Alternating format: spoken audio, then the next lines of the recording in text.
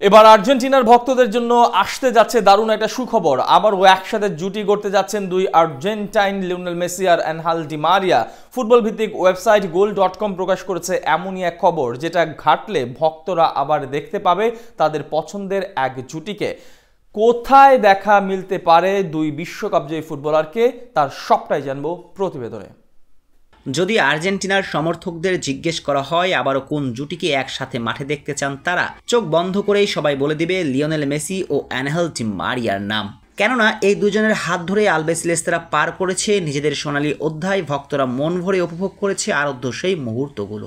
আর্জেন্টিনার ভক্তদের আবেগ আর ভালোবাসা সবটা জুড়ে এই দুজন।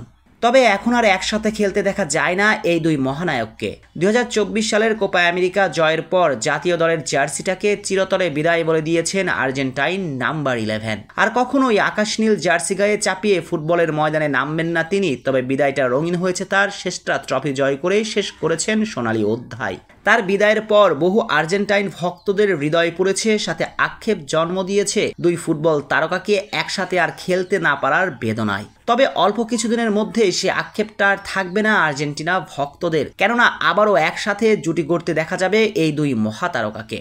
তবে এবার আর নিজের দেশের হয়ে নয়, ক্লাব ফুটবলে একসাথে দেখা যাবে এই দুই মহারথীকে। তাদেরকে এক করে দেখতে চাচ্ছেন ডেভিড বেকহামের মালিকানাধীন ক্লাব ইন্টার মায়ামি, এমনই এক সংবাদ প্রচার করেছে ফুটবল বিষয়ক ওয়েবসাইট goal.com। ওয়েবসাইটটি জানিয়েছেন চলতি মৌসুমের শেষে ক্লাবটিতে যোগ দিতে যাচ্ছেন অ্যানহেল ডি মারিয়া।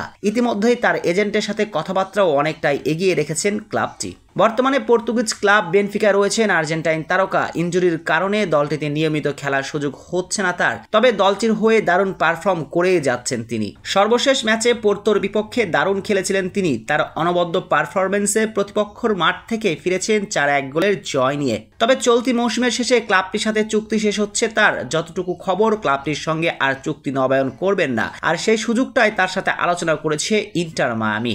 দলটির হয়ে খেলতে আগে থেকে আগ্রহী ছিলেন অ্যানহেল ডি মারিয়া। ইতিমধ্যে মায়ামিতে একটি বাড়িও কিনেছেন আর্জেন্টাইন সাবেক ফুটবলার, সাথে মেসির দলটিতে থাকা দলটির হয়ে খেলতে চাওয়ার অন্যতম কারণ। এর আগেও দলটিতে খেলার প্রস্তাব পেয়েছিলেন তিনি, তবে ইউরোপের ফুটবলকে প্রাধান্য দিয়াতে তিনি এখন আর দলটিতে যাননি। তবে সবকিছু ঠিকঠাক থাকলে পরের মৌসুমে একসাথে দেখা যাবে দুই ফুটবল জাদুকরকে। ডি মারিয়া ছাড়াও ইন্টার মায়ামিতে যোগ দিতে পারেন Belgium midfielder Kevin De Bruyne. চলতি মৌসুম শেষে ম্যানচেস্টার সিটি ছেড়ে চলে যাওয়ার ঘোষণার পরই তার সাথে আলোচনা শুরু করে দিয়েছে যুক্তরাষ্ট্র ক্লাবটি। যদিও তার পক্ষ থেকে এখনো সবুজ সংকেত মিলেনি, তবে সবকিছু ঠিকঠাক থাকলে আরো একটা বড় তারকা যুক্ত হতে যাচ্ছে ইন্টার মায়ামিতে। 2024 সালের কোপা আমেরিকা জয়ের পর জাতীয় দলের জার্সিটাকে চিরতরে বিদায় বলে দিয়েছেন আর্জেন্টাইন নাম্বার 11। আর কখনোই আকাশ নীল জার্সি গায়ে চাপিয়ে ফুটবলের ময়দানে নামবেন না তিনি, তবে বিদায়টা রঙিন হয়েছে তার। শেষটা ট্রফি জয় করেই শেষ করেছেন সোনালী অধ্যায়।